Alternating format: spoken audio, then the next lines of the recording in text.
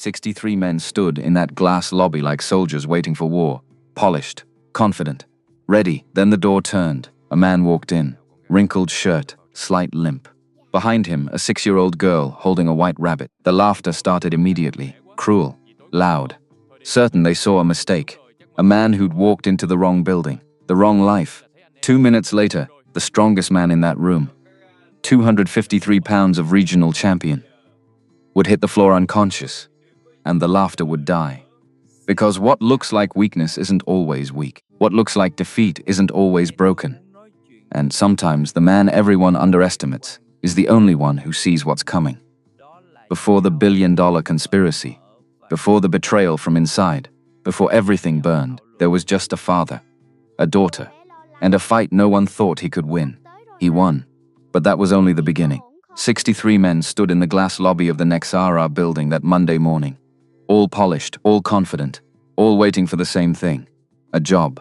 Not just any job. Personal bodyguard to the CEO of one of the most quietly powerful security technology firms on the Eastern Seaboard.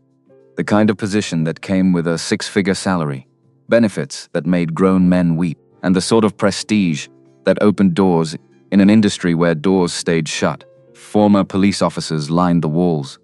Professional fighters stretched in corners. Ex-military contractors checked their phones with the studied indifference of men who'd done this before. Who'd won before. The air smelled like ambition and shoe polish. And then the revolving door turned. Raymond Harris walked in, black man. Mid-30s. Close, cropped hair with the first hints of gray at the temples.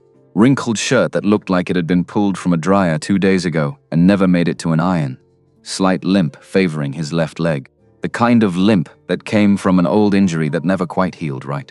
Behind him, a 6-year-old girl with deep brown skin and hair pulled back in 2 neat puffs, clutching a white stuffed rabbit, like it was the only solid thing in the world. The laughter started immediately, not quiet chuckles.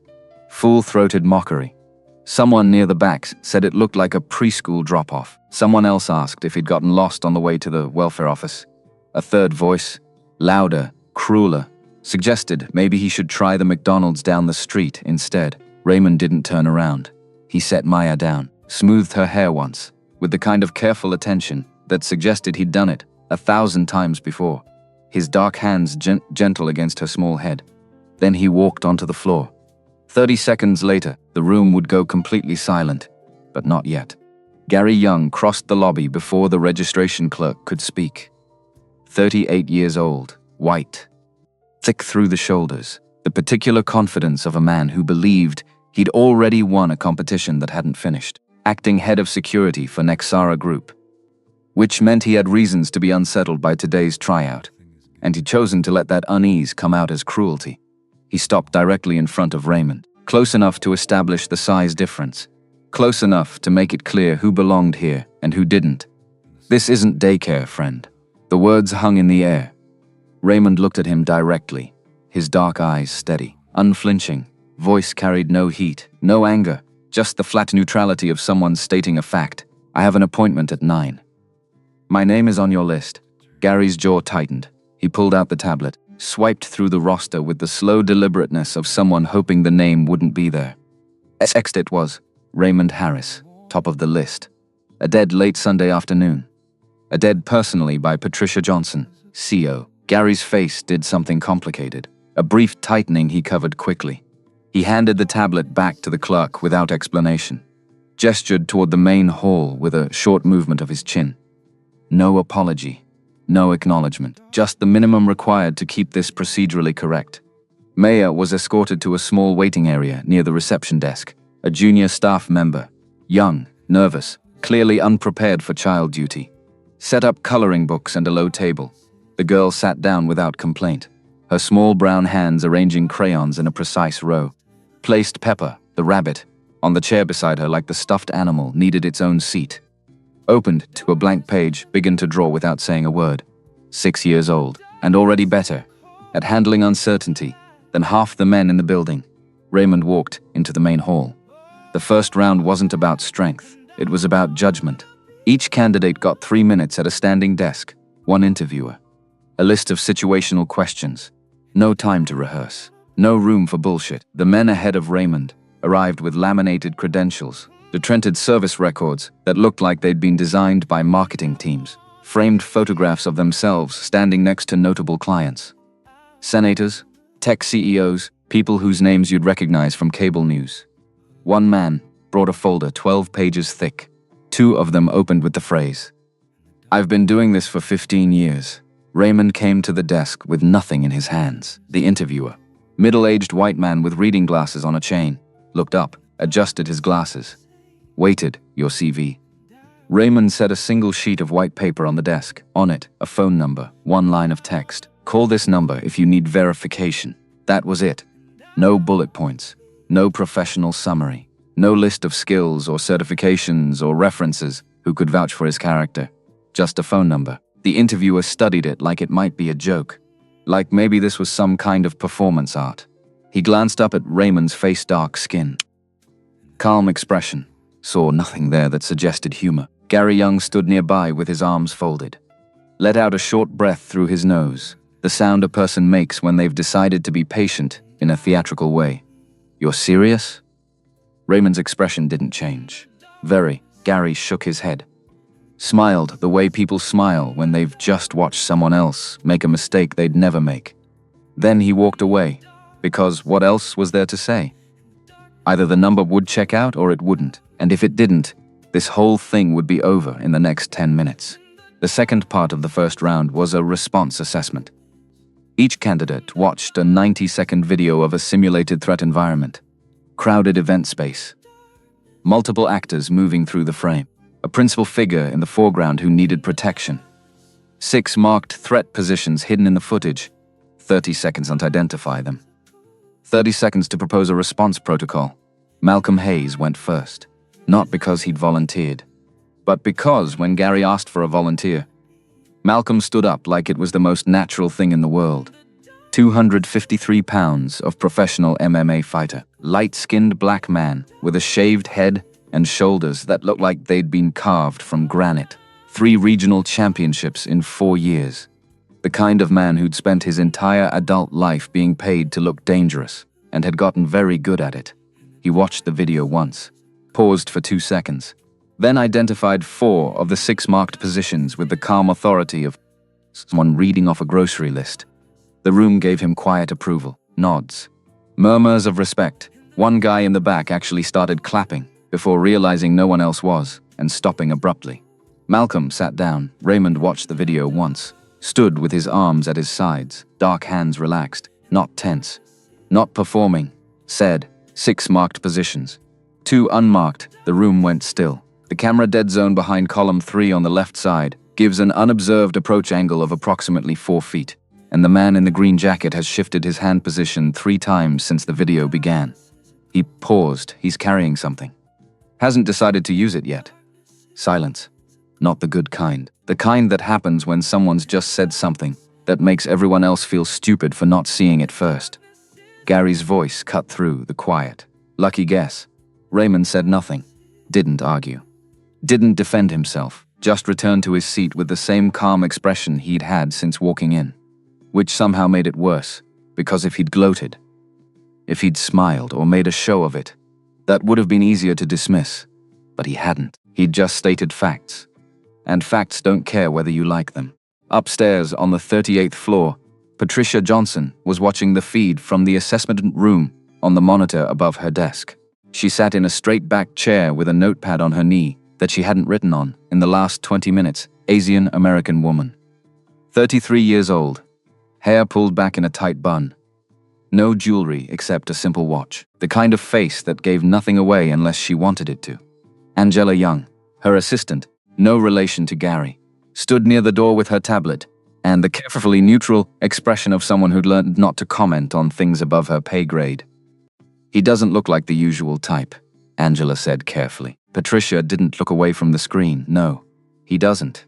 3 weeks earlier, an unmarked envelope had arrived on her desk. Inside was a 12-page document, debrief record, skill assessment, personal profile, all about one Raymond Harris. No sender name, no return address, just the file.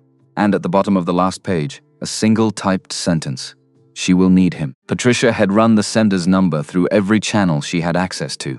called in favors, asked questions. And so far, she'd gotten nothing back except silence, which meant whoever sent it either had resources that matched hers or exceeded them.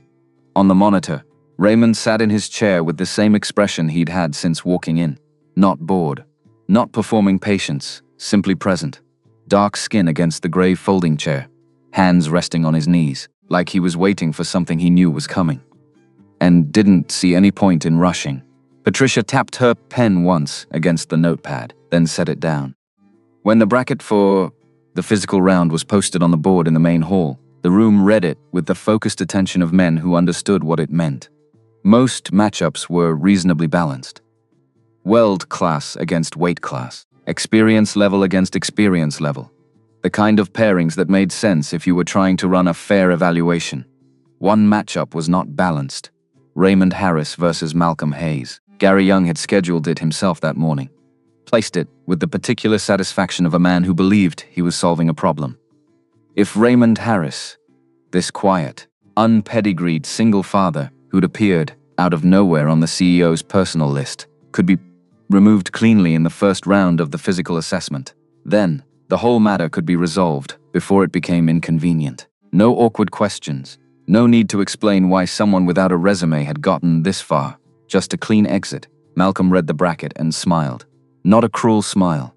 Malcolm wasn't cruel by nature. He simply didn't see it as a contest. Two black men, one with a professional record and 3 championship belts, the other with a limp and a 6-year-old daughter in the waiting room. The math wasn't complicated. The other candidates drifted toward the outer ring of the mat area. A few pulled out their phones. Once a guy actually opened a betting app and started taking odds. The mood in the room shifted. Entertainment, spectacle. They were going to watch the big man erase the puzzle. And then the day would make sense again. Upstairs, Angela leaned close to the monitor. Patricia, they've put him against Hayes. Patricia was already standing. She straightened her jacket. Walked to the door without saying anything. Angela blinked. You're going down? Patricia paused at the threshold. The screen is too small. Then she stepped into the corridor. She arrived at the entrance to the training floor without announcement. No advance notice, no escort beyond Angela, who followed 3 steps behind and said nothing because she'd learned when to speak and when to simply observe. The moment Patricia appeared in the doorway, the energy in the room changed. The ambient tension of men competing with each other collapsed into a different kind of attention. Spines straightened. Conversations stopped mid-sentence. Someone dropped a water bottle, and it hit the floor with a hollow plastic thud that echoed in the sudden quiet. Gary moved toward her immediately. Ms. Johnson, there's no need to. Continue, she said, looking past him toward the mat. Her voice wasn't loud. Didn't need to be. It carried the kind of authority that came from 12 years of running a company where every decision mattered and mistakes got people hurt. Gary stopped talking. Patricia didn't look at Malcolm Hayes. She'd already assessed Malcolm. He was what he appeared to be, powerful, experienced, completely legible. The kind of man whose entire professional identity depended on being the most dangerous person in any given room. She looked at Raymond. He was crouching near the edge of the mat, dark hands working the lace on his left shoe. With a careful attention most people reserved for defusing bombs, not looking at Malcolm, not looking at the crowd, not looking at her. In the 12 years since Patricia Johnson had become the youngest CTO in Nexara's history, she'd sat across from hundreds of people who were trying very hard to make an impression on her. Raymond Harris was the first person in recent memory who appeared to have no idea she was worth impressing, or had simply decided it was irrelevant. That single fact held her attention more than anything else she'd seen all morning. Malcolm Hayes stepped onto the mat, rolled his neck. The sound of cartilage popping echoed in the quiet. He looked down at Raymond with something approaching generosity. You sure you don't want to give your spot to the next guy? A low wave of laughter moved through the room. Raymond finished tying his lace, stood up, dark skin gleaming slightly under the fluorescent lights, did not respond to Malcolm, did not look at the crowd, just stepped onto the mat, turned to face the center of it, with the calm of a man who'd already decided what was about to happen, and found the decision unremarkable. In the reception area down the hall, Maya had stopped coloring. She was looking through the narrow window in the wall. watching, without climbing, from her chair. Small brown face pressed close to the glass. The young staff member beside her glanced between the girl and the mat. "Is your dad strong?" Maya held Pepper a little tighter, her voice quiet but certain. "He doesn't lose." A pause. "But he never says that himself." The referee raised his hand. The room held its breath. The timer started. Malcolm came forward immediately. No hesitation. No warm-up feinting. No feeling-out process. He'd ended 4 matches already that morning. All within 40 seconds. All with the same sequence. Close the distance. Establish grip. Control weight. It had worked perfectly every time. He applied it now with the confidence of a man repeating a proven equation. Raymond moved back, not scrambling, one precise step, shifting his weight to the outside edge of his left foot in a way that redirected Malcolm's approach angle by approximately 6 degrees. It was barely visible. It was also the reason Malcolm's grip closed on air instead of shoulder. The room didn't understand what had just happened. Malcolm recovered. Came again. By the 9th second, Patricia had stopped breathing at her normal rhythm. She was watching Raymond's eyes. They weren't tracking Malcolm's hands or feet the way a fighter's eyes usually tracked in reactive focus, following motion. Anticipating strikes, they were still, dark eyes calm, raiding something deeper, some sequence of information that lived below the level of individual movement. Malcolm attacked again. A 3rd time. Each time, Raymond gave him something, a fraction of an opening, a half step of apparent vulnerability. And each time, the follow-through found nothing there. Patricia's right hand found the door frame at some point without her noticing. Her pulse had picked up, which was unusual, because Patricia Johnson didn't get excited about things anymore. At the 46th second, Raymond's eyes changed, a minor contraction. Barely perceptible. He'd seen what he needed to see. 46 seconds not fighting Malcolm Hayes. 46 seconds learning Malcolm Hayes. And now the test was over. At the 81st second, Raymond stepped in instead of back. What followed happened too quickly for most of the room to track cleanly. One dark hand controlled Malcolm's elbow at the joint. The other made a small, decisive adjustment to his center of gravity. Not a throw in the traditional sense, but a redirection so precise that Malcolm's own momentum became the mechanism of his descent. The technique wasn't MMA, wasn't boxing, wasn't anything the room could comfortably name. It was something else entirely.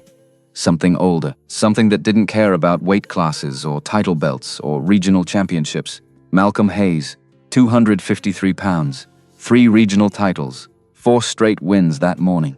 Hit the mat face down, blood chokehold. Raymond's dark forearm across Malcolm's neck, precise pressure. No excess force, 8 seconds, unconscious but safe.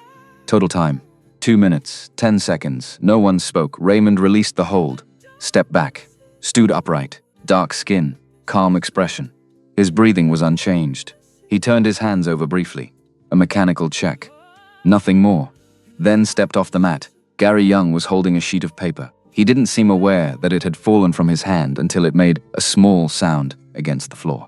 The phones that had been raised to capture what their owners had assumed would be a short, decisive humiliation were still recording. No one had thought to stop them. Maya appeared at the doorway. She'd slid from her chair the moment she heard silence instead of noise. Crossed the floor to Raymond with the focused urgency of a 6-year-old on a mission. Small brown girl in a pink dress with her hair in 2 puffs. "Dad, are you done?" Raymond crouched down to her level, dark hands on her small shoulders. Looked at her face for a moment with the careful attention he gave to everything. "All done. Should we go find you some orange juice?" Maya considered this seriously. With ice? With ice. He stood, took her hand, his large dark hand engulfing her small brown one. Walked toward the hall exit. Behind him, Malcolm Hayes was being helped to his feet by 2 other candidates who were doing their best to look as though they had expected this outcome. Patricia stood at the door, her hand dropped from the frame. She turned and walked back toward the elevator without a word. Angela fell into step beside her. And for the length of the corridor, neither of them said anything. Then Angela said very quietly. His breathing didn't change. Patricia pressed the elevator button. "I know." The doors opened. She stepped in. And somewhere between the ground floor and the 38th, she acknowledged to herself, as a private and purely operational observation, that she had not watched a single other person in that room for the last 7 minutes. She called him up before the bracket finished. The other 62 candidates were still waiting in the main hall when Angela appeared at the door and asked Raymond Harris to follow her. A few of them exchanged looks. Gary Young straightened his jacket, opened his mouth like he was about to say something. But Angela had already turned toward the elevator. Raymond was following dark skin, calm walk. No hurry, no performance. Maya was beside him with Pepper tucked under her arm. Small brown hand holding his. And none of it had been submitted for approval. The 38th floor was quiet in the way that expensive buildings were quiet. Not silent, deliberately undisturbed. Patricia's office occupied the northeast corner, with floor-to-ceiling windows that gave the city back in clean rectangular sections. Books organized by spine color. Her desk held exactly 3 items: a monitor, a notepad, a glass of water. Nothing decorative, nothing personal. Maya stepped inside, stopped, looked around with the evaluative focus of a child who took environment seriously. Small brown face taking in the space. It's nice in here. A pause, but there aren't any plants. Patricia, who had been watching Raymond from behind her desk, looked at the girl. A beat passed, I know. Then she looked back at Raymond. Dark man standing in her pristine office, with a limp and a daughter and a past she didn't understand yet. The conversation about plants ended, though something about it stayed in the room. She slid a folder across the desk. Sit down, he sat. Maya settled into the chair beside him. Small brown hands opening a notebook from her coat pocket. Began drawing without being asked to. Patricia asked about the technique on the mat. He said it came from specific training in specific environments.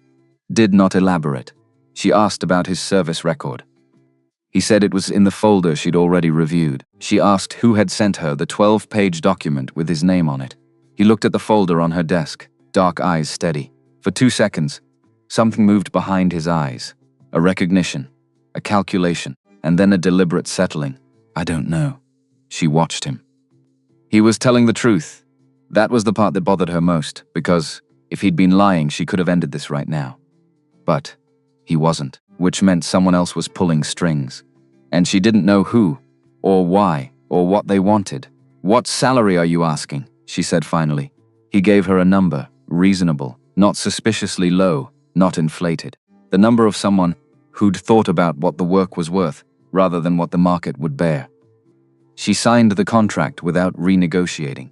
Downstairs, Gary Young received the news on his phone. He stood in the corridor outside the main hall, looked at the screen for a long moment, then called a number that did not appear in Nexara's company directory. The call lasted 40 seconds. Afterward, he put his phone in his pocket, smoothed the front of his jacket, went back inside to conclude the rest of the tryout as though nothing had happened. The first 7 days, Raymond worked like a shadow. He stayed exactly 1 step behind Patricia, not 2, not beside. 1 step. The positioning was precise enough that Patricia noticed it on day 2 and said nothing because there was nothing to say about it. It was correct. It was how it should be done. He knew which doors were on delayed hinges before he reached them. He read meeting rooms before she entered them, not conspicuously. Just a half-second pause at the threshold. Dark eyes moving once across the space.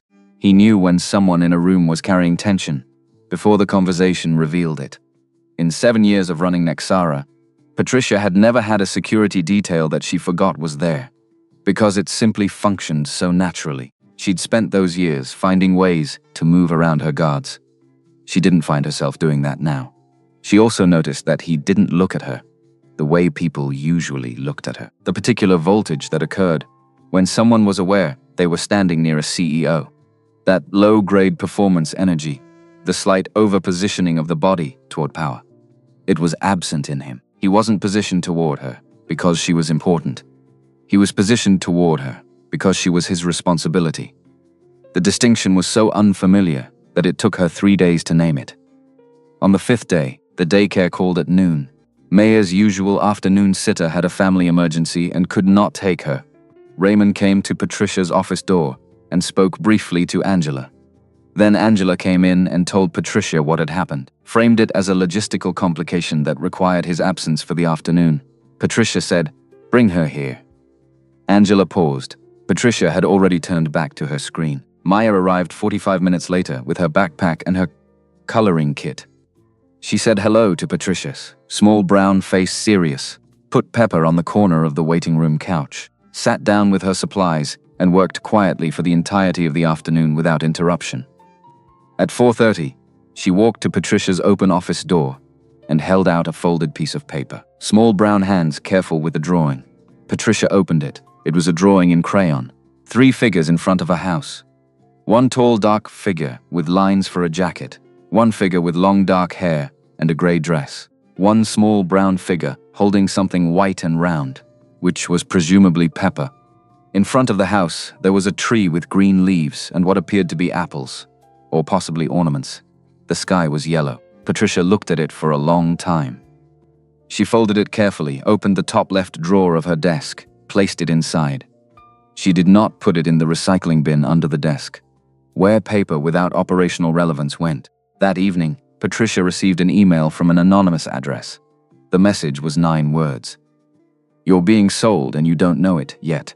Attached was a screenshot of a clause from a contract she'd signed 6 months earlier, a merger framework agreement with Titan Dynamics, led by Donald Thomas. The clause had a small section marker at the bottom. So Section 9. She called her legal team. Her primary contract attorney did not pick up. His assistant called back 40 minutes later, with an explanation that felt carefully constructed. Patricia sat at her desk after the call and looked at the framed mission statement on the wall.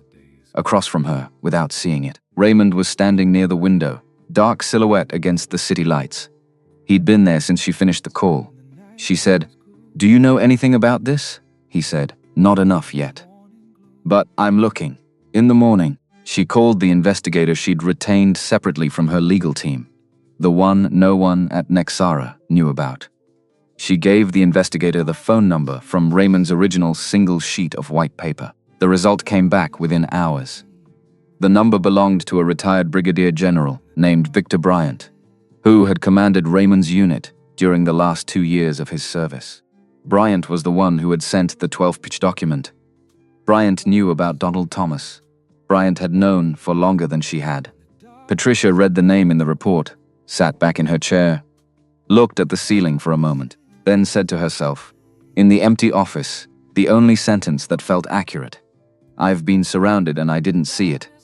The dinner with Donald Thomas was arranged for Thursday evening, restaurant on the 40th floor of the Meridian Hotel. The kind of place where the lighting was designed to make powerful people look comfortable. Comfortable, Donald Thomas was 62 years old, white man with silver hair, and the polished benevolence of someone who had learned that appearing harmless was a more effective strategy than appearing strong. He stood when Patricia arrived, expressed genuine-sounding pleasure, ordered a bottle of wine from a list that cost more than most people's monthly rent. He acknowledged Raymond with a brief look, dark-skinned man in a simple black suit, standing 3 meters away at a separate table. The particular look of someone who had just completed an accurate assessment and found it worth noting. The meal moved through its early stages with the performance quality of 2 skilled negotiators who had agreed to enjoy the theater of the thing. Thomas spoke about the Titan partnership, used words like synergy and family without embarrassment, mentioned 3 of Patricia's initiatives by name in ways that showed he'd done his research. Then, during the main course, he said the words as though they were not loaded. The Q4 benchmarks, of course, will be the natural moment of alignment given Section 9. Patricia set down her fork with the careful motion of someone who does not permit their hands to express what their face will not. Inside, something dropped and kept falling. She said, "Of course." Thomas smiled with the warmth of a man who believed he had already won. "I want to be clear, Patricia. I'm not an adversary. I'm simply pragmatic." She looked at him. "I appreciate the clarity, Donald." In the car afterward, the city moved past the windows in streaks of white and amber light. Raymond drove, dark hands steady on the wheel. Neither of them spoke for the first 20 minutes. Then Patricia said, "Did you read the contract before you took this job?" "First morning. Section 9, Section 14, and Appendix C." A pause. She looked at his reflection in the rearview mirror, dark face, calm eyes. "Why would you read my contracts?" "I can't protect you if I don't understand the ground you're standing on." She watched him in the mirror. He was watching the road. His jaw had a line of tension in it that had not been there during dinner, which meant he had been performing calm in that restaurant the way she had, and she had not noticed until now. That realization settled into her chest and stayed there. 3 nights later, the security log for the Nexaka basement parking level showed an 11-minute gap. No footage, no error code explaining the gap, just the gap itself, which was technically impossible under the current system unless the gap had been created by someone who understood the system well enough to edit it. Raymond found it during his standard end-of-day review. He did not report it immediately. He made a copy of the log, closed the original, and sat for a long time in the security office on the 2nd floor, looking at the 11-minute window. He had spent 4 years in a Delta Force unit that specialized in identifying internal network compromises, situations where the threat was not coming from outside, but from within a trusted structure. He knew what the early architecture of a betrayal looked like. He was looking at it now. Gary Young had access to the camera system. Gary Young had a phone number in his contacts that did not belong to Nexara, and Gary Young had been in the building during his 11 minutes. Raymond closed his laptop and began to build a different kind of record. The conversation about Lorraine happened on the 12th night. Sumaya had started coughing around 3 in the afternoon. Nothing alarming. But by 6, she had a low fever and the particular expression of a child who was managing her discomfort with slightly too much determination. Raymond came to Patricia's office at 6:15 and asked, with the economy of words that defined him, if he could leave at 7 instead of 8. Patricia stood up and got her coat. He looked at her, dark eyes questioning. "You don't need to." "I know," she said. His apartment was on the 14th floor of a building 12 blocks north. It was clean and small, and contained almost nothing that was not functional except for one corner of the living room, which belonged entirely to Maya. Thrickings covered the wall in a dense, overlapping gallery. Faces in brown and black crayon. Houses with yellow suns. Trees with green leaves. Books were stacked in bright columns by height. A low basket held an arrangement of stuffed animals in some order that appeared to have its own internal logic. Patricia sat on the edge of Maya's bed while Raymond went to make soup in the kitchen. Maya looked up at her from the pillow with the evaluative calm of a 6-year-old who was assessing whether this visitor was going to say something useful. Small's brown face against the white pillowcase. "Do you have a mom?" "Yes. Is she around?" "She's busy. We don't see each other much." Maya considered this with the seriousness of a judge reviewing new evidence. "My dad is busy too. But he's always here." Later, after Maya was asleep and the soup bowls had been rinsed, they sat at the kitchen table with 2 cups of tea. The building made its evening sounds. The city pressed its light against the window glass. Patricia asked about Maya's mother. Raymond was quiet for long enough that she wondered if she had asked something she should not have. Then he turned the cup once in his dark hands and said that her name was Lorraine, that she had been killed in a car accident 3 years ago when Maya was 3. That he had been on a mission when the call came, that he had been on a transport home within 6 hours and out of service within 60 days, and that he had not gone back. He said all of it the way he did most things, directly, without ornamentation, without asking for a particular response. Patricia did not offer sympathy in the standard arrangement of words. She sat with it for a moment and then said, "Is that why you always stay exactly 1 step back?" He looked at her, dark eyes holding hers. And for the first time since she had known him, the expression on his face was not the expression of a person doing a job. It was something older and less defended than that. He did not answer, but he did not look away. Part 2. The Trap Tightens. The emergency shareholder session arrived on a Tuesday, mom from the board of directors subject line. Q4 performance review and strategic alignment discussion. Thursday, 2 p.m. Mandatory attendance. Patricia read it 3 times. Each time, the words meant the same thing. Donald Thomas was making his move. She called Raymond immediately. He arrived in her office within 3 minutes. Dark skin, calm expression. Like he'd been waiting for this call. She turned her monitor so he could see the email. "This is it. They'll move." Raymond's eyes scanned the text. Jaw tightened slightly. "I know. And I know where they'll move." "Where?" "Server room. While everyone's in the boardroom." She blinked. "How do you?" "Because that's what I would do. Put all the decision makers in one room, focused on one problem, facing one direction. Then hit the real target while no one's watching. Patricia leaned back in her chair, studied his face. You've done this before. Not a question. Different context. Same playbook. Wednesday morning. Patricia called Catherine Hill, private attorney. 60 years old. 30 years of experience in M&A contracts. The kind of lawyer who charged $800 an hour and was worth every cent. They met at a coffee shop 4 blocks from Nexara Neutral Ground. No company surveillance. Catherine spread the contract across the table, flipped to section 9. Read it slowly. Her face went pale. Patricia, this is a double trap. Explain, clause 9A. If Q4 EBITDA drops below 82% of projection, Titan Dynamics has the right to forced buyout at book value, which is only 60% of your current market value.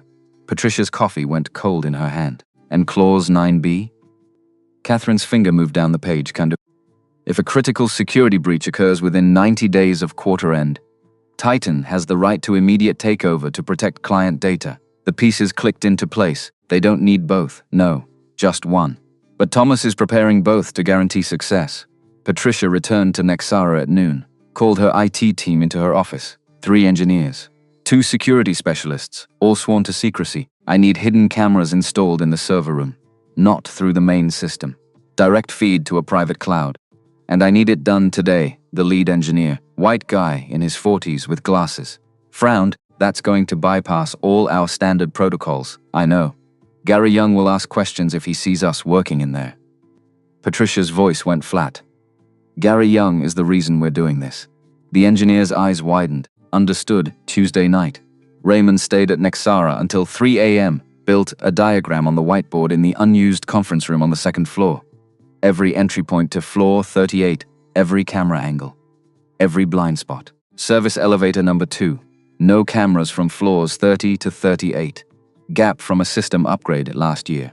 Gary knew about it. Had been on the team that approved the change. East corridor. Motion sensors had a 6-second blind spot. Enough for someone to pass undetected if they timed it right. Server room. Only required Gary's level 4 keycard to enter, which meant anyone with access to Gary's card, or a copy of it, could walk right in. Raymond couldn't fix the gaps publicly, would alert Gary that someone was watching, needed to leave the holes open. But set traps. He pulled out his phone, called a number he hadn't used in 4 years. Voice on the other end. This is Kevin, it's Raymond. Pause. Holy shit. You still alive? Barely. I need 2 people. Silent. No names. 12 hours. When? Thursday. 1 p.m. to 10 p.m. Another pause. What's the situation? Corporate espionage. Internal threat. High probability of armed response. Kevin's voice shifted. Professional now. We'll be there. Send me the address. Wednesday evening. Patricia stayed at the office late. Raymond stayed with her. City lights outside the window. 40 floors up. The kind of view that made problems seem small until you remembered they weren't. She stood at the glass. Arms crossed. If we lose, I lose everything. Raymond was standing 3 feet behind her. Always 3 feet. Never closer unless the situation required it. We won't lose. You're certain? He didn't answer immediately, which she appreciated. Because false confidence was worse than no confidence. I promise you this. They'll have to go through me first. And nobody gets through me when I'm protecting someone I... He stopped. Patricia turned, looked at him. Dark eyes meeting his. Someone you what? 1 beat. 2. Someone I care about. First time he'd said it out loud. First time either of them had acknowledged what had been building for 12 days. She crossed the distance between them. Not all of it. Just enough to make the point. Placed her hand on his dark skin. Warm. No words, just standing there. In the silence. Before the storm, that night, Raymond went home at 11 p.m. Maya was still awake, sitting at the kitchen table with Pepper. Small brown face serious. Dad's worried. Not a question. Statement of fact. Raymond sat down across from her. Yes, honey. About Miss Patricia? About protecting her. Maya thought for a moment. Then, with the seriousness of someone far older than 6, Dad always protects people Dad loves. Dad protects me. Now Dad protects Miss Patricia. Does that mean Dad loves her? Raymond was silent, then nodded slightly. Yes, honey, Maya smiled, small and genuine. Then I love her too. Because Dad does. 7 a.m., Raymond arrived early. Met Kevin Moore and Stephen Taylor in the lobby. Both men in their late 30s, both dressed like IT contractors, carrying toolboxes that held more than tools. Kevin, black man, Shaved head, the kind of calm that came from 10 years in Delta Force. Stephen, white guy, tattoo on his forearm, Seals, with a specialty in electronic surveillance. They rode the elevator to 38 in silence. Raymond positioned them exactly. Kevin, East Corridor, pretend to fix the lights. Eyes on the service elevator. Anyone comes out, you engage. Kevin nodded. Stephen, room adjacent to the server. Pretend you're doing network maintenance. Comms earpiece. You'll be first response if they breach. Stephen adjusted his toolkit. And you? I'll be in the boardroom, protecting Patricia. But if they move, you're the first line of defense. Copy that. 2 p.m. Law 4, 38 boardroom, 31 shareholders. Board of directors, Patricia at the head of the table in a gray suit that made her look like she owned the building. Which she did. Donald Thomas sat opposite, silver hair, polite smile, cold eyes that tracked everything. Raymond stood by the door, small earpiece in his left ear, dark suit, white shirt, the kind of presence that made people uncomfortable without knowing why. Angela sat beside Patricia with her tablet ready to take notes, ready to do whatever came next. Thomas opened with practiced warmth. Thank you all for coming. Today we discuss Nexara's future and whether the company is ready for the next step in our partnership with Titan Dynamics. He clicked to the first slide, Q4 EBITDA, 79% of projection. The room murmured. Worried faces, exchanged glances. Patricia kept her expression neutral. She'd expected this number. Thomas had sabotaged 3 major contracts in the last 60 days to make it happen. Thomas continued. Per Section 9, Titan Dynamics has the right to. In Raymond's earpiece, Stephen's voice, quiet, urgent, movement on service elevator. 4 people. Floor 32, 35, 37. Kevin's voice overlapped, confirmed, not stopping at other floors. Straight to 38. Raymond didn't move, didn't change his expression. Just looked at Patricia, one slight nod. She understood. It's happening. East Corridor. Kevin pretending to adjust the ceiling lights, stepladder. Tools spread out, perfect cover. The service elevator doors opened. 4 men stepped out, all dressed in black. Tactical gear, backpacks that were too heavy for normal supplies.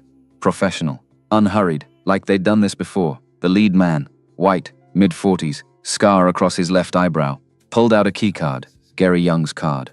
Or a copy of it, swiped it at the server room door. Green light, door opened. Stephen's voice in the earpiece, they're in. Plugging devices into the main terminal now, Raymond's voice. Calm. Measured, how long to copy the data? 900 client accounts? 12 to 15 minutes with good bandwidth. Let them work for 8 minutes. Then stop them, copy. Why 8 minutes? Because Raymond needed them to copy enough data to prove intent, but not enough to complete the theft. Evidence had to be clear. Undeniable. Corporate espionage in progress, month 6. Kevin stepped into the server room, still holding his screwdriver. Still playing the role. Excuse me, what are you gentlemen doing here? The largest man, black guy, 6'4", 260 pounds, turned slowly, said nothing, just advanced. Kevin didn't back down. I think you should stop. The big man swung. Fast for his size, Kevin dodged. Not a big movement. Just enough countered with a strike to the man's solar plexus. Basic Krav Maga. 3 moves. Efficient big man went down. The second man charged. Stephen ran in from the adjacent room. 2 against 3 now. In the boardroom, Raymond heard the fight through his earpiece. Grunts. Impact sounds. Someone hitting the floor. Thomas was still presenting. Still smiling. Still pretending everything was normal. But his eyes kept flicking to the door. He knew something was wrong. Patricia caught Raymond's eye. One slight nod. Go. Raymond exited the boardroom. Didn't run. Just walked fast. Professional. Like he was going to check on something routine. Thomas noticed immediately. His face changed.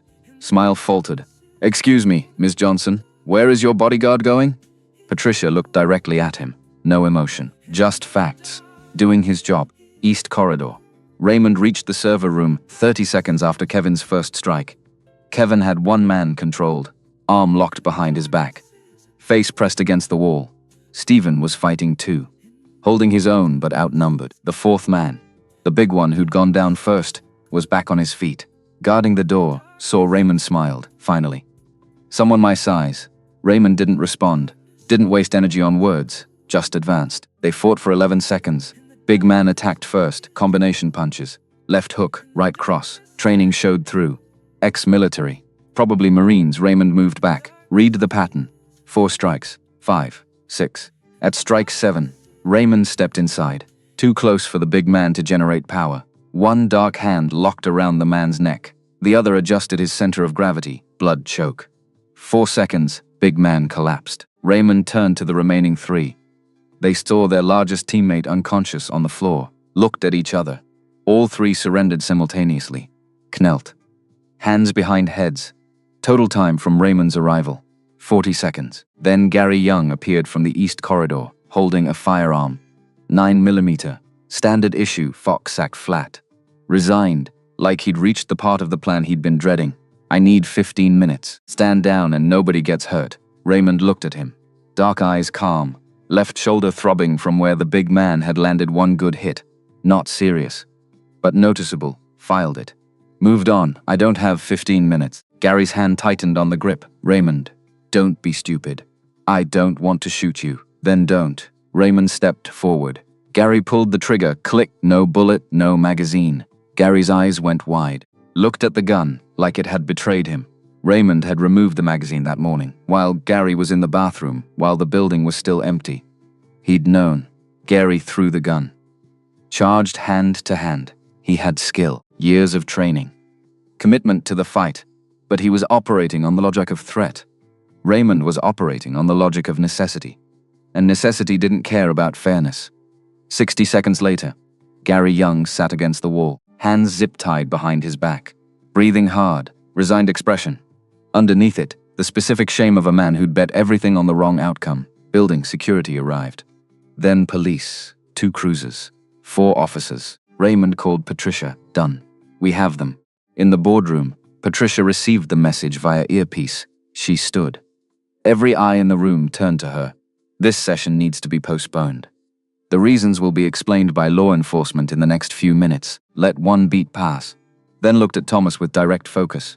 Section 9 will also be contested under Clause 22B, which provides for nullification in cases of documented partner fraud. I have the documentation.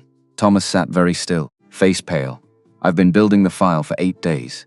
Angela opened her laptop, projected onto the main screen. Slide 1. Photo of 4 intruders caught in server room. Slide 2. Video from hidden camera. Them copying data in real time. Slide 3. Wire transfer receipt. $500,000 from Titan Dynamics offshore account to Gary Young. Dated 3 weeks ago. Slide 4. Email between Thomas and Gary. Subject: server extraction. Body: proceed Thursday 2 p.m. as planned. The room erupted. Voices overlapping. Shareholders demanding answers. Thomas tried to speak. This is fabrication. Patricia's voice cut through the noise. Police are interrogating your 4 men right now. One has already started cooperating. You have the right to remain silent, Mr. Thomas. I advise you use it, but Patricia wasn't finished. She advanced to the next slide. Before law enforcement arrives, I want everyone to understand the motive. This wasn't about business. This was about personal revenge. New slide appeared. Photo of Brenda Thomas, former Nexara CEO, term 2004-2016, replaced by Patricia Johnson. Reason: ethics violations. Misappropriation of company funds totaling $2.4 million. Patricia's voice stayed level. Professional: your wife, Mr. Thomas, ran this company for 12 years. The board terminated her employment after an internal investigation revealed she'd been using company resources for personal expenses. Luxury vacations, designer clothing, a beach house in the Hamptons purchased with Nexara Capital. She paused. I was hired to replace her. I was 25 years old. And you never forgave that. Thomas said nothing. But his face confirmed everything. So you spent 8 years planning to take back this company. Not for her. Not for profit, but to destroy me. Police entered the boardroom. 4 officers, 2 detectives. Thomas and Gary were arrested. Ride their Miranda rights. Gary kept his head down. Didn't look at anyone. Thomas maintained his polite demeanor until the last moment. But passing Patricia, he said quietly, "You haven't won. You've only delayed the inevitable." Patricia looked at him. "No, Mr. Thomas, I've won. And you'll have many years in a federal prison to think about that." After Thomas was escorted out, the boardroom continued. Harold Reed, board chairman, 68 years old, white man with kind eyes, stood at the head of the table. I move to vote. 3 items. First, Terminate all agreements with Titan Dynamics effective immediately. Second, extend Patricia Johnson's contract as CEO for a 5-year term with full board support. Third, bonus Raymond Harris and his security team for preventing a catastrophic breach. Vote taken, 31-0 in favor. Applause. Patricia sat down. First time in 48 hours, she felt like she could breathe. 1. The hospital wasn't where Raymond intended to end Thursday. He declined the first ambulance, waved off the paramedics. Patricia met him in the Nexara lobby, looked at his left shoulder. The way he was holding it, the blood seeping through his white shirt. I'm driving. He started to argue. She held up her keys, emergency intake desk. Patricia gave his name and insurance information from memory. The nurse, middle-aged white woman with reading glasses, looked at her, then at Raymond, then back at her. Diplomatic absence of assumption. Exam room. Waiting for the attending physician. Patricia took gauze from the supply shelf, began working on the cut on Raymond's forearm, where the big man's watch had caught him. Did this without asking permission. Raymond found this notable. You know how to do this? No.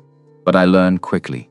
She worked in silence. Careful, precise. Like everything she did, he watched her hands. Small. Efficient, thank you. For what? For trusting me. Even when you didn't know why you should, she looked up. Met his eyes. I trusted you because you never asked me to.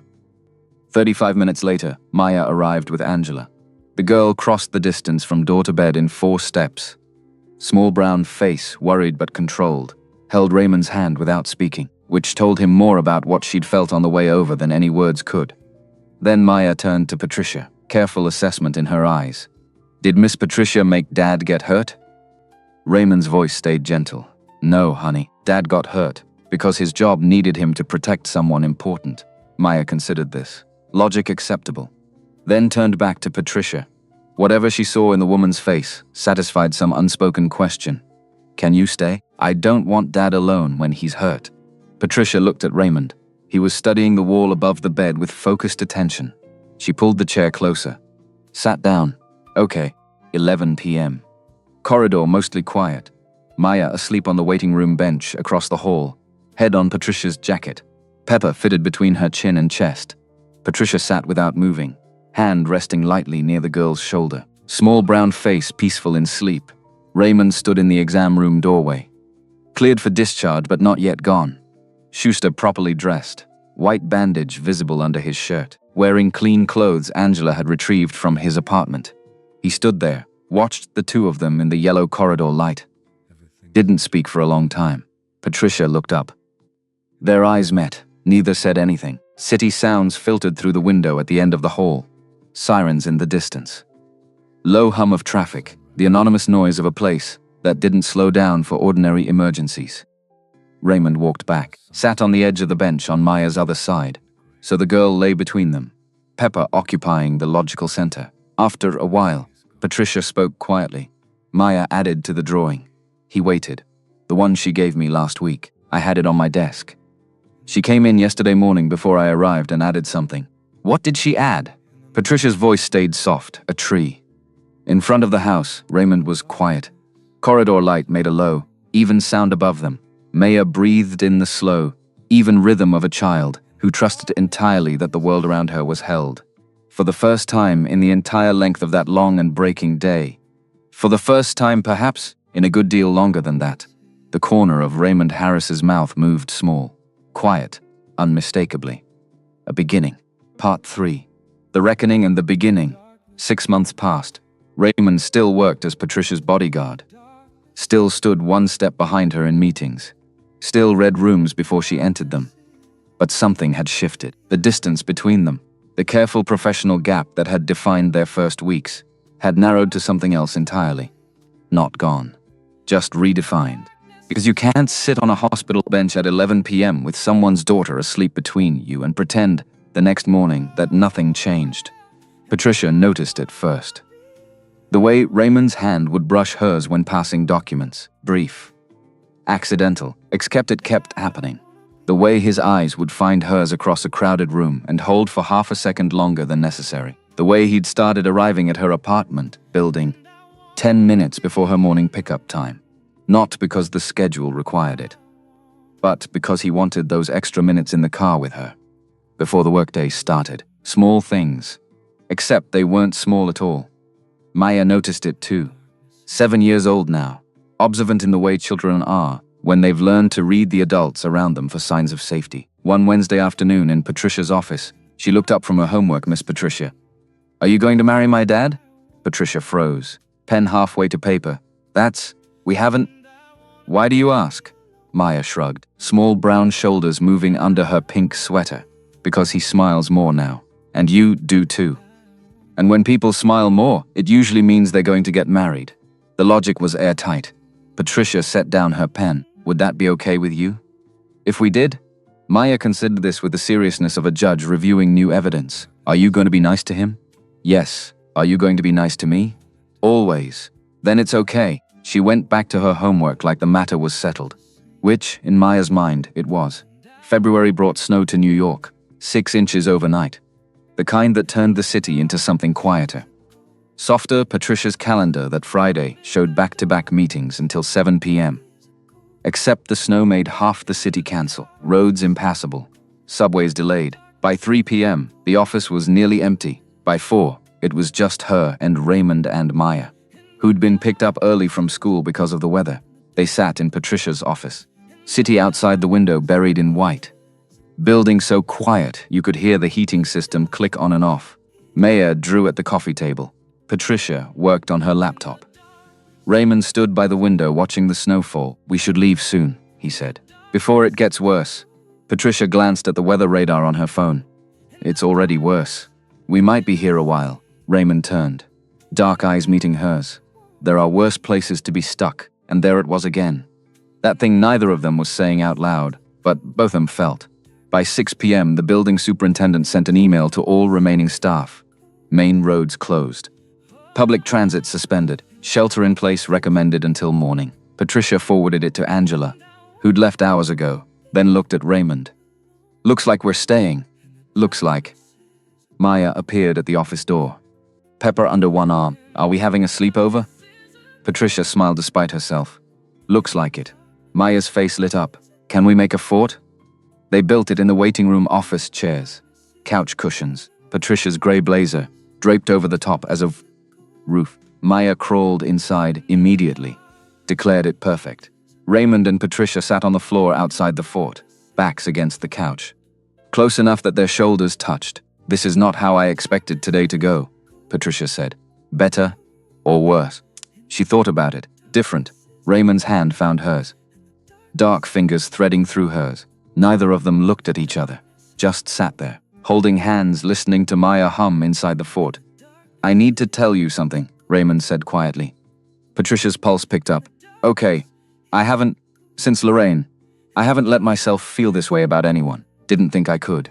Didn't think it was fair to Maya. Or fair to whoever it was. Because how do you love someone new when you're still carrying someone old? He paused, but then you showed up. And you didn't ask me to forget Lorraine. You didn't compete with her memory. You just made space for both. Patricia's throat tightened. I don't know how to do this either. I've spent 12 years building a company, building a reputation. I know how to run boardrooms, how to negotiate contracts. But this, she gestured between them. I have no idea what I'm doing. Raymond turned to look at her dark eyes steady. Then we'll figure it out together. And that was it. The moment. The shift. The point where everything stopped being theoretical and became real. They kissed, for the first time in Patricia's office late that night. Maya was asleep in the fort, wrapped in Patricia's spare coat. Pepper clutched to her chest. Raymond and Patricia had moved to the couch, talking quietly, about everything and nothing, and then they weren't talking anymore. His hand on her face, her hand on his chest, dark skin, warm lips, slow, careful, like they were both afraid of breaking something fragile. When they pulled apart, Patricia rested her forehead against his. We're really doing this, not a question. Yeah, we are. Morning came too fast. Sunlight through the windows. City crews clearing the streets outside. Maya woke first, crawled out of the fort, saw Raymond and Patricia asleep on the couch. His arm around her shoulders, her head on his chest, stood there for a long moment, small brown face serious, then went back to the fort, retrieved Pepper, walked over, climbed onto the couch and wedged herself between them. Raymond woke. Blinked, morning, honey. Maya looked up at him. Are you and Miss Patricia together now? Straight to the point. No preamble. Raymond glanced at Patricia, who was also awake now. They'd been caught. Yes.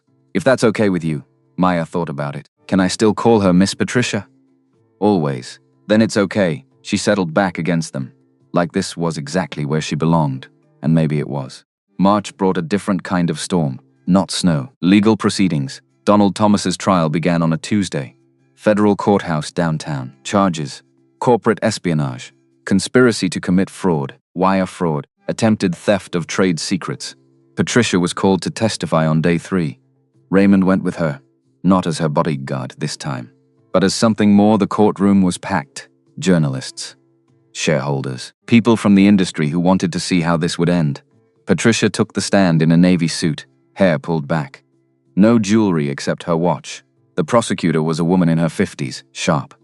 Precise. Ms. Johnson, can you explain what Section 9 of your merger agreement with Titan Dynamics entitled them to do? Patricia's voice stayed level. 2 things. First, if our Q4 EBITDA fell below 82% of projection, they could force a buyout at book value. 60% of market value. Second, if we experienced a critical security breach within 90 days of quarter end, they could take immediate control of the company to protect client data. And did you experience either of those conditions? We were on track for the first. Mr. Thomas had sabotaged 3 of our major contracts to ensure our EBITDA would fall short. Murmurs in the courtroom. And the second? Mr. Thomas attempted to create the second. He hired 4 men to break into our server room during the emergency shareholder meeting. The goal was to steal client data and trigger the breach clause. And what stopped them? Patricia glanced at Raymond in the gallery, dark suit. Calm expression. My head of security and his team intercepted them. Thomas's lawyer. Expensive suit, practiced sneer. Cross-examined. Ms. Johnson, isn't it true that you've had a personal relationship with your head of security for several months now? Patricia's jaw tightened. Relevance? It speaks to credibility. You're asking this court to believe your version of events when you have a clear personal interest in protecting the man who allegedly stopped this breach. The judge intervened. Counselor, unless you're suggesting Ms. Johnson fabricated video evidence and convinced 4 men to confess to crimes they didn't commit, I suggest you move on. The lawyer sat down. The trial lasted 2 weeks. Jerry deliberated for 6 hours. Verdict: guilty on all counts. Sentencing: 15 years federal prison. Patricia was in her office when the news came through. Angela brought her phone in, showed her the alert. She read it twice, then set the phone down, closed her eyes, breathed. Raymond found her 20 minutes later, still sitting at her desk, staring at nothing. You okay? She looked up. I don't know. I thought I'd feel relief. Or vindication, something. But I just feel tired. He walked around the desk, pulled her chair back, knelt in front of her so they were eye level. You won. You saved your company. You protected your people. That's allowed to feel complicated. Patricia's hand found his face, dark skin, warm. What would I do without you? You'd figure it out. You always do. But you don't have to. April spring in New York. Cherry blossoms. Longer days. The kind of weather that made you believe in new beginnings. Raymond had been thinking about the proposal for 3 weeks, not weather. When? He talked to Maya first, Saturday morning. Breakfast at their apartment. Pancakes and orange juice. Honey, I need to ask you something important. Maya looked up. Syrup on her chin. Okay, how would you feel if I asked Miss Patricia to marry us? Maya's eyes went wide. Really? Really? She thought about it. Fork halfway to her mouth. Would we all live together? Yes. Would we get a house with a yard? Probably. Would Pepper get his own room? Raymond smiled. If you want. Maya set down her fork, looked at him with the seriousness of someone making a life decision. Then yes. You should ask her. He bought the ring on a Tuesday small jewelry store in Brooklyn. Family owned. The kind of place where they knew your name after the first visit. Nothing extravagant, Sisbel gold band. Single diamond. The kind of that said forever without shouting about it. The jeweler, old man, white hair, kind eyes, wrapped it carefully. She's a lucky woman. I'm the lucky one. He planned it for the following weekend. Cabin upstate. Same place they'd gone in February. 3 days. No work. No phones. Just them. Friday evening. They drove up together. Maya in the back seat, singing along to the radio. Patricia in the passenger seat. Hand on Raymond's knee, the cabin looked the same. Small, rustic, perfect. They unpacked, made dinner, sat on the porch watching the sun go down over the lake. Maya fell asleep early. Exhausted from the drive, Raymond and Patricia sat outside. Stars coming out overhead. No city lights to drown them. "I love it here," Patricia said. "Me too. We should buy a place like this." Raymond's heart rate picked up. "Yeah? Yeah. Somewhere we can come on weekends, where Maya can run around. Where we can just be." He took a breath. "Patricia, there's something I want to ask you." She turned, saw his face. Knew immediately. He didn't kneel this time. They were already sitting side by side on the porch steps. Lake in front of them. Stars above. He pulled the ring box from his pocket. Her hand went to her mouth. "Raymond, let me say this first." "Please?" She nodded, eyes already wet. "I came to that tryout 6 months ago because someone I trusted told me you'd need me. I didn't know why. Didn't know you. Didn't know if I could do this again after Lorraine." His voice stayed steady. "Controlled the way it always was when things mattered most. But from the first moment I saw you, standing in that doorway watching the fight, I knew. You weren't just someone who needed protection. You were someone worth protecting. Someone worth everything." He opened the box. "I don't have fancy words. I don't have promises I can't keep. But I have this. I will love you every single day for the rest of my life. I will stand beside you when you're strong and hold you up when you're not. I will be Maya's father and your partner, and whatever else you need me to be. Pause. Will you marry me?" Patricia was crying now, full tears. Not trying to hide them. Yes. God, yes. He slid the ring onto her finger. Perfect fit. She kissed him. Hard. Desperate. Like she was trying to prove this was real. When they pulled apart, she was laughing through the tears. "We're really doing this. Yeah. We really are." Maya found out the next morning. Came into the kitchen. Saw the ring on Patricia's hand. "Stop dead. Does that mean?" Patricia knelt down. Eye level with the girl. "It means I'm going to be part of your family. If you still want me." Maya launched herself forward. Small arms around Patricia's neck. "I want you. I always wanted you." Patricia held her, eyes closed, heart full. Over Maya's shoulder, she met Raymond's eyes. He mouthed, "I love you." She mouthed back, "I love you too." The wedding was small, September. Botanical garden in Brooklyn. 30 people. Close friends. Family the Nexara board sent flowers. Maya was the flower girl, pink dress.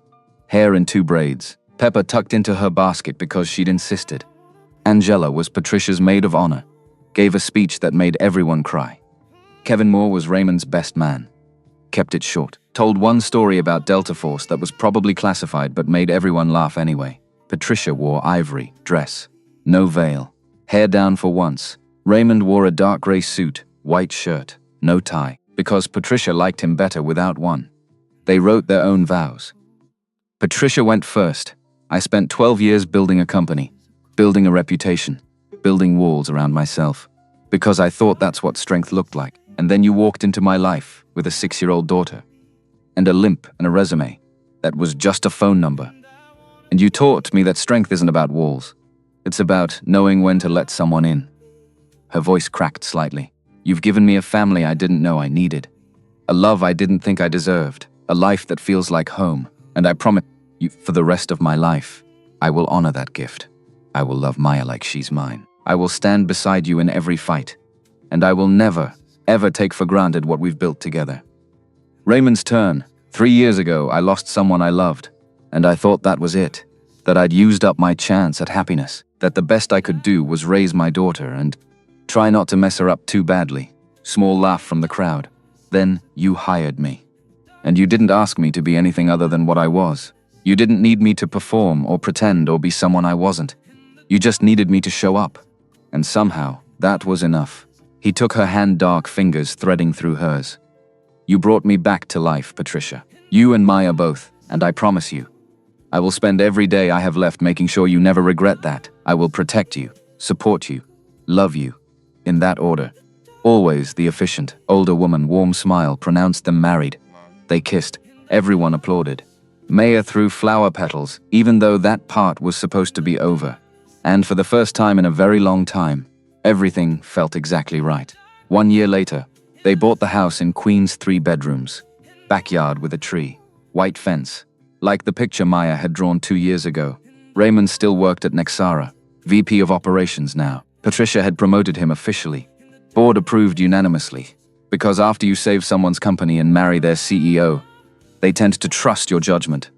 Patricia still ran Nexara, still worked long hours, still fought battles in boardrooms, but she came home now, to a house with lights on. Dinner cooking, Maya doing homework at the kitchen table, to a life that felt real. Maya was 8 now, 3rd grade, doing well in school, had friends, played soccer on Saturdays. She called Patricia Mom, sometimes, when she forgot.